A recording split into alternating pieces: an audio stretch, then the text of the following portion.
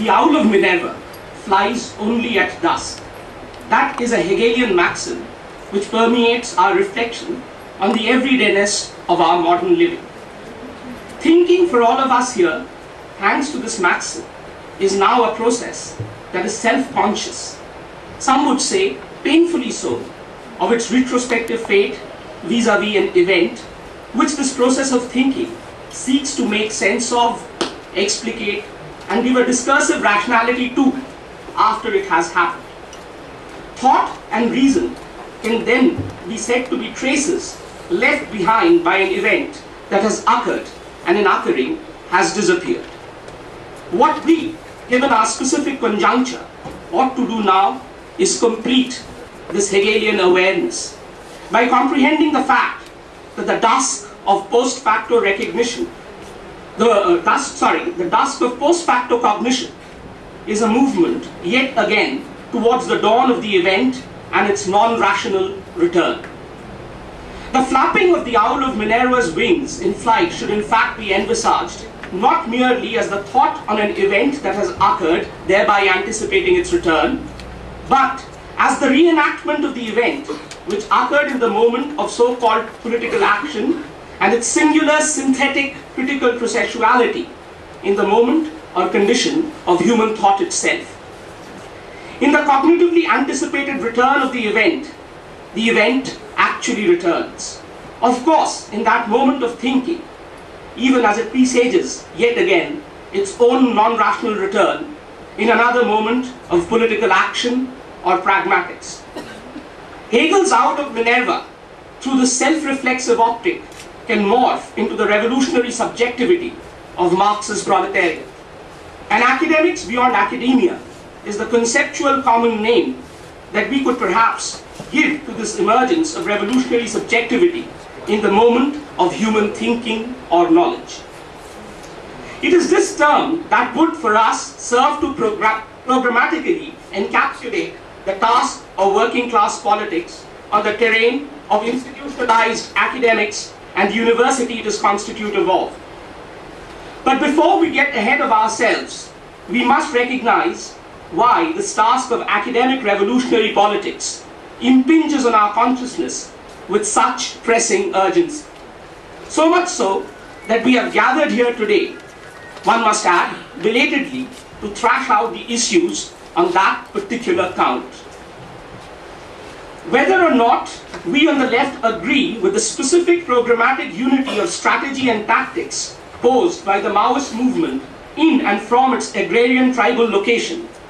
it would certainly be disingenuous on our part to not accept the fact that the ongoing Maoist insurgency has posed the larger question of working class revolution, not merely as a passive object of a clinically discursive inquiry, but first and foremost as an agenda of active political action and expression. That said, we must also acknowledge that this insurgency, which is little more than a series of sensational strikes persistently launched by the Maoist PLGA and people's militias in their areas of dominance, is symptomatic of the retreat of the working class revolution as a whole it is in today. Nevertheless, the unavoidable need to stage that revolution on the ground of the university and canonized academics is something that ought to unite both the upholders and left-wing critics of the Indian Maoist movement. That the former should see this as an unfolding of the revolutionary logic posited by the Maoist People's War, even as the latter see in this an opportunity to rectify the distortion of the revolutionary project by the infantile left-wing communism of the Maoists, does not detract from the given task and thus their unity on that count. The task of envisaging the university and the institutionalized knowledge production that is constitutive of it into a terrain of class struggle can be broadly divided into three formally specific but logically united levels or moments. The first and the most immediately obvious and accessible is the moment of the struggle by students, teachers, and other staff members to control the university, much like the history of workers' struggles to control factories internationally, to run it in terms of both autonomous determination of curriculum and pedagogy and administration of the larger social life on campus through a process of active and vigorous participatory democracy. The second level is, of course, the moment of struggle to reconstitute the hierarchical pedagogical relation and the concomitant monologic and univocal pedagogic modality that is constitutive of this relation between the teacher and the taught into a completely horizontal space, a space where, following the lessons of critical pedagogue Paulo Freire, the educator himself has to be educated, and where the univocal pedagogical relation is envisaged merely as a provisional one with which the reconstituted teaching process begins, only to be eventually abolished in the course of that process. Last but not least, it is about transforming the grammar or logic of academic production of canonized knowledge and the subjectivity such knowledge production concomitantly engenders. This transformation would be of a philosophized, a priori, trans-historical subjectivity, which is constitutive of a representative modality of knowledge creation that is contingent on the alienating and hierarchical rift between the subject and the object, into an autonomous expression of the concrete, where subjectivity is nothing but the organic expression articulated through a relationship of critique with the reading subjectivity of the alienated, dualized realm of invasive pedagogic determination of the singular synthetic processual concrete.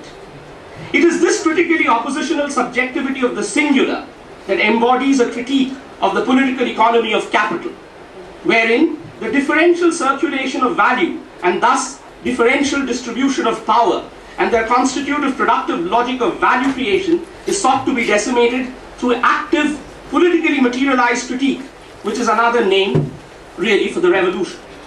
There is absolutely no doubt that the three levels just described are discrete only in a conceptual sense and are, in the actual operation of materialized politics, not only simultaneously accessible, but continually, if not continuously, spill over into each other. It is in that context that we would do well, as of now, to tactically privilege the third moment over the first two in terms of envisaging a program of revolutionary working class politics on the terrain of the university. Excuse me.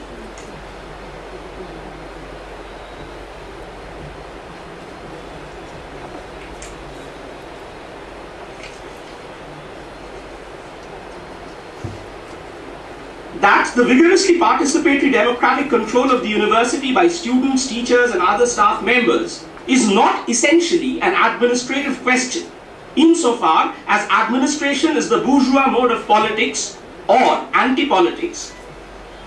that must be grasped by the collectivity of the movement that seeks to take such control. That collectivity ought to subjectively realize that for its movement, the question of administration of the university is an epiphenomenon, an after-image, in Benjamin's words, of the critical oppositional impulse of the politics of autonomy. For such democratic control, precisely in seeking to render pedagogical relations and techniques, curriculum and the total modality of social life in and around the university autonomous by seeking to free them from the administrative determination of work, which is really alienation of labor from its autonomous, creative and contingent human essence, expresses the tendency to abolish the totality of the process called capital accumulation. This process is embodied in the form of work which splits human livelihood into alienated domains of production, which is work, and reproduction, leisure and work to create that leisure. The culture of administrative determination that completely permeates both these domains is intrinsic to and an expression of the alienating logic of work. University is to that extent an emblematic site of capitalism. Those few domains of capital where the determination of alienating work is a register of reproduction for students in the process of becoming workers and production, teachers, researchers, other staff members, but also students. It is therefore one of those rare sites where labor can be seen in more than one of its alterities, sometimes in the same moment, and where Marx's conceptualization of the collective worker to indicate the always formational character of the working class becomes almost empirically discernible and possible. Clearly then, a movement that seeks to take control of the university, if envisaged without any subjective realization of its constitutive logic, of positing a critique of political economy in its totality, is bound to reify its after-image of administration and consequently be subsumed yet again into the very social configuration of capitalist class power it had sought to challenge and supersede. The subjectivity of the movement should be such that it envisages the movement as one that seeks to free the question of human livelihood from the grip of work and capital accumulation through a critical opposition to the bourgeois form of what is called the real economy.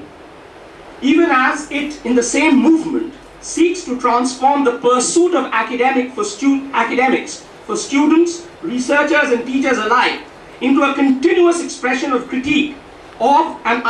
unalienated human creativity from the externally imposed discipline and drudgery of work that academics now is. The latter is nothing but the enactment of the total critique of political economy of capital at one local moment, even as through that enactment it indicates and moves towards reenacting that essential critique yet again in another local moment of the so-called real economy.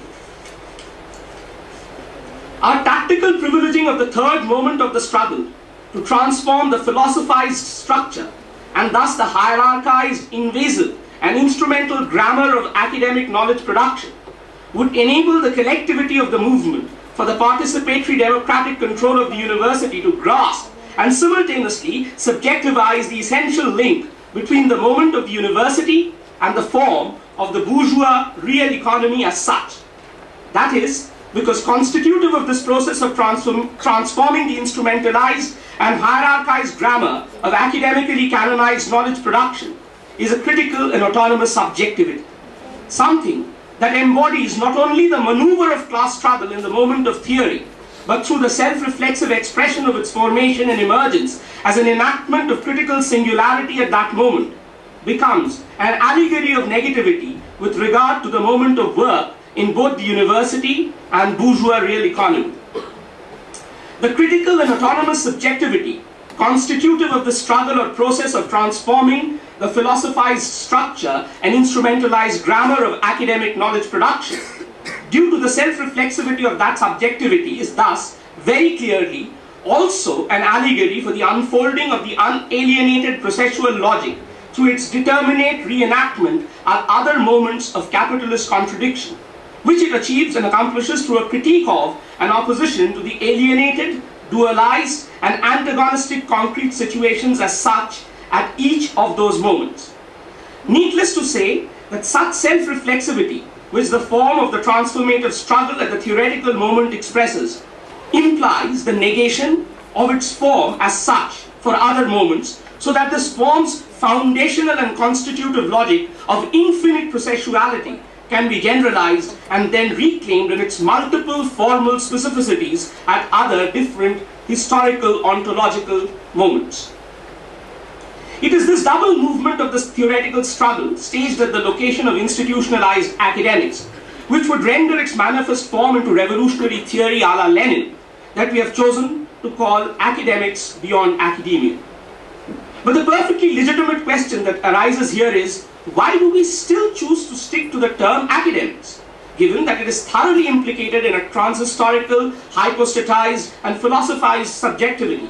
even as we seek to transgress the subject-object dichotomy constitutive of such subjectivity? We could as well ask, why doesn't the formulation, class struggle in the theoretical moment, suffice? The answer to both the questions is, because the form in which the struggle manifests itself at the theoretical moment is important insofar as it has a bearing on other moments, like that of pragmatics, say, by way of allegorically alluding through its self-reflexivity to the logic of unalienated processuality, which its determinate affirmation of autonomy enacts through a critical negation of the subjectivated center of the realm of alienation, duality, antagonism, representation, and hierarchy.